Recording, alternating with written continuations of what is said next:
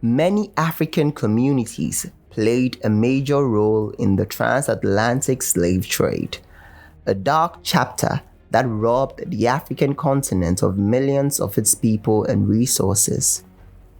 The story of slavery in Africa cannot be told without Gorée Island in Senegal.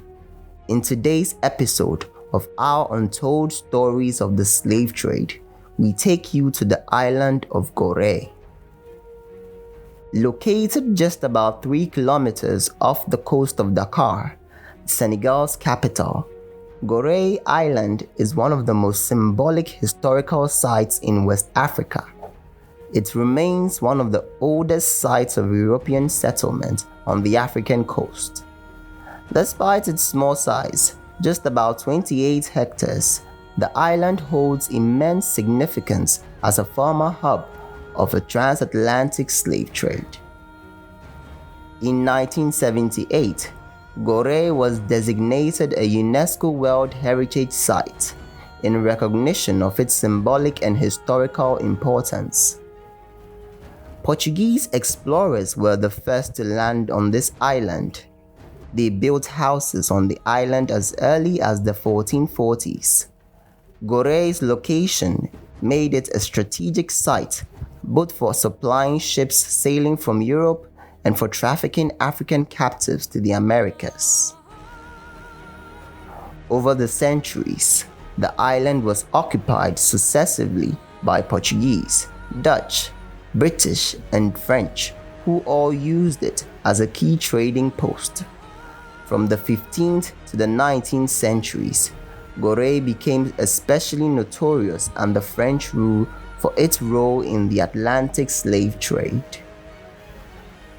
Thousands of African men, women, and children were imprisoned on the island before being transported to the Americas under brutal conditions. Although historians debate the exact number of captives who passed through Gorée, the island remains a powerful symbol of slavery and human suffering. When Portuguese sailor Dinis Diaz led a voyage to the island, first in 1444, the island's indigenous Lebu people were later displaced as European powers built fortifications to protect it from locals and other invaders. Many European powers fought over Gorée. From 1536 until 1848, when slavery was abolished in Senegal, the town was active in the Atlantic slave trade.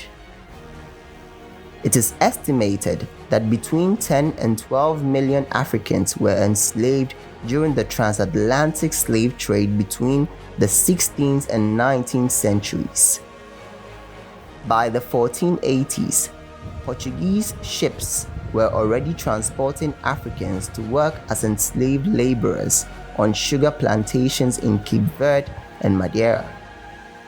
In 1713, an agreement between Spain and Britain granted Britain a monopoly on supplying enslaved people to Spanish colonies. Under the Asiento de Negros, Britain was entitled to deliver 4,800 enslaved Africans per year for 30 years. Even though Gorée changed hands several times, from 1817 until Senegal's independence in 1960, it remained under French control. In fact, Gorée was even being represented in the French Parliament during the first half of the 20th century. Over time, the island's importance declined with the rise of St. Louis and Dakar on the mainland. The most famous landmark on Gorée is the House of Slaves, Maison des Esclaves, built in 1776. Since 1962, it has functioned as a museum. Senegalese historian Boubacar Joseph Ndiaye played a key role in preserving the site and transforming it into a place of remembrance. Gorée is also renowned for its distinct colonial architecture, featuring ochre-colored houses, wrought iron balconies, and cobblestone streets. Its preserved buildings offer a window into the colonial past. Visitors can see the cramped cells where captives were held, narrow passageways, and the infamous door of no return, through which enslaved Africans were forced onto waiting slave ships. The island also hosts Henriette Barthelly's Women's Museum, dedicated to celebrating the history and contributions of African women. Today, the House of Slaves stands as both a museum and a memorial site, welcoming thousands of visitors each year.